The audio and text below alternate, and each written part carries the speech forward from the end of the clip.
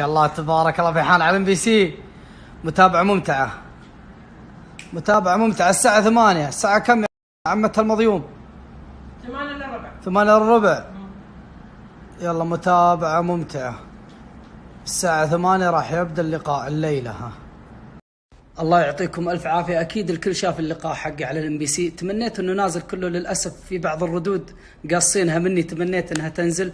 على العموم أنا أتكلم بكل ثقة وبكل صراحة، حتى لو كان الضيف يعني أسلوبه معي مستفز أو الضيوف كانوا شوي يعني شوي ضدي، لكن أنا أتحلى بأخلاق المسلمين، أخلاق الشعب السعودي الخليجي بشكل عام، اللي هو الرقي واحترام الآخرين.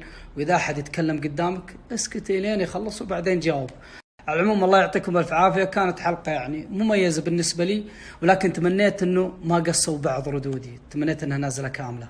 بعض المتابعين يعاتبني يقول لي ما رديت يوم مسألة البنات، قالت تابعونه، ثم ردة واحدة قالت مستفز، والثاني ما ادري ايش قالت. والله رديت، بس للأسف والله أنا كنت حاسس انهم بيقصون اللقاء. والله اني رديت، قلت انا يتابعني 3 مليار في اليوتيوب، تجين تسألين ثنتين الحين تقول تتابعون فيحان ولا ما تتابعون. والله رديت، بس اغلب اللقاء والله مقصوص، في كلام لي قلته بس للأسف انقص.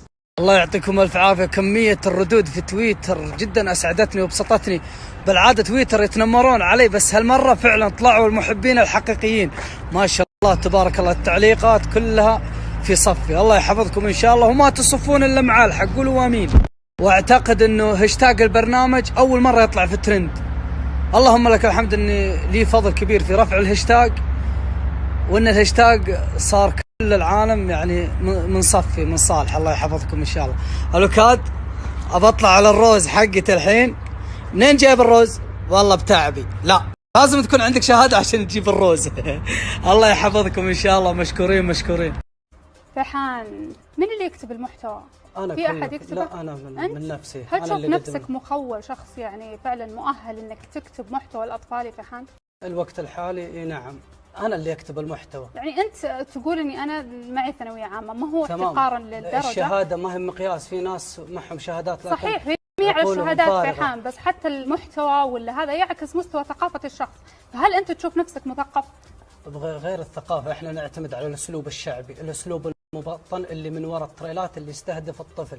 ما هو بشرط اني انا لازم عشان اكون مؤثر لازم يكون عندي شهاده كذا وكذا وكذا. في بعضهم معهم شهادات جالسين بيوتهم لا يقدم ولا ياخذ. طيب بس انت ما عندك شهاده ولا غير الشهاده، هو الف طيب كتاب. شهاده ثانوي اوكي، ما الفت ونشرت، كتبت وللاسف ما نشر ووقفت الموضوع. بس انت رحت للطلاب في المدرسه وقعت عليهم محاضره. بغض النظر أنا لما اكون مدعو فيبغون مني رساله، فانا كوني مؤثر انت مين رسالة. عشان تقدم رساله فيها؟ واحد من افراد المجتمع اللي الناس يقتدون فيني، شاءوا ام ابوا، الحمد لله رسالتي واصله، وكثير من الاطفال ياخذون مني اكثر من المدرسه، اللهم لك الحمد. طيب ياخذون منك اكثر من اللي ياخذون المدرسه، هذه مسؤوليه عظيمه فيحان. اكيد، وانا اقول لك في بدايه الموضوع انا احمل على عاتقي امانه كبيره. هل تشوف نفسك قدوه فيحان؟ الوقت الحالي نعم.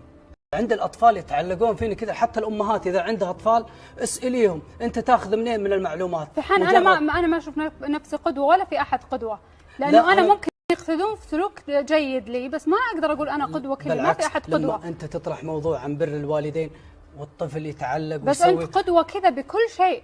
ما شاء الله تبارك الله، ما رقدتوا. الله يعطيكم الف عافيه. لما دخلت تويتر وشفت الهاشتاج والكل واقف معي، الله يعطيكم الف عافيه. هنا اثبتوا محبتكم الحقيقيه لي. عندي طلب صغير اذا ممكن. الطفله وعد، ربما انها غلطت، واكيد انها غلطت، والإنسان ما هو معصوم عن الخطأ، وتوها طفلة وممكن تقول أشياء هي ما تدري عنها، أو ممكن ملقنة ما أدري، ولكن أتمنى أنكم ما تقسون عليها سواء بتعليقاتكم في انستغرام أو سناب. فالله يعطيكم الف عافية، هدوا عليها شوي وتراها طفلة، وأتمنى أنكم تعذرونها. تبي من؟ أبو جليل؟ أجيب لك أبو جليل، بس متى تبغى؟ ومن بعد؟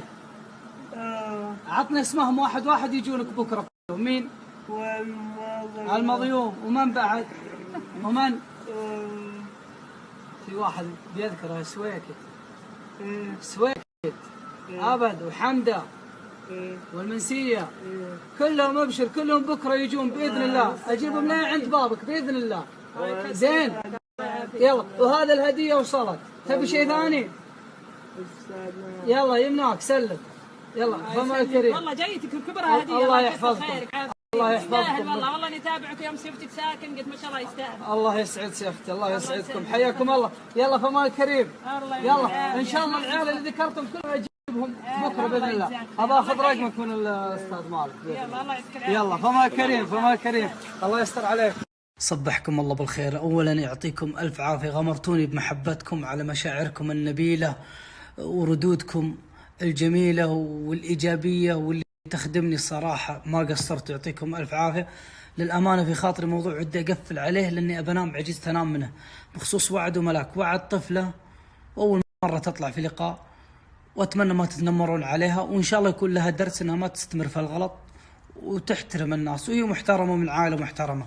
بخصوص ملاك مثل اي مذيع ممكن خانها التعبير في بعض الحوار وتحمست، وقبل اللقاء كانوا يبغون الموضوع جدي وطلعت لهم بالجديه اللي هم يبغونها. فاتمنى ان ما نتنمر عليهم ولا نحملهم الغلط. الشيء الاخير، انا زعلان انهم قاصين بعض ردودي، ما ادري مين اللي قاصه، مونتاج او ما ادري مين، ما ادري والله من عندهم، ما ادري. على العموم قفلوا على الموضوع وانتهى الموضوع، والله يستر علينا وعليكم، والله يسامح الجميع. يلا تصبحون على خير، وراي قومه الضحى عشان اجيب البنات من المدرسه. واليوم رفعنا نسبة المشاهدة في البرنامج، يستاهلون، بما أن أصحاب أكبر قناة عربية في اليوتيوب، حيث تقدر عدد المشاهدات لدينا 3 مليار مشاهدة. ممكن هذا الرقم يزعل الناس، بس هذا الحق. وإذا بغيتوا يطلع برنامجكم دقوا علينا، ترى ما عندكم أي مشكلة. الله يحفظكم، شكرا.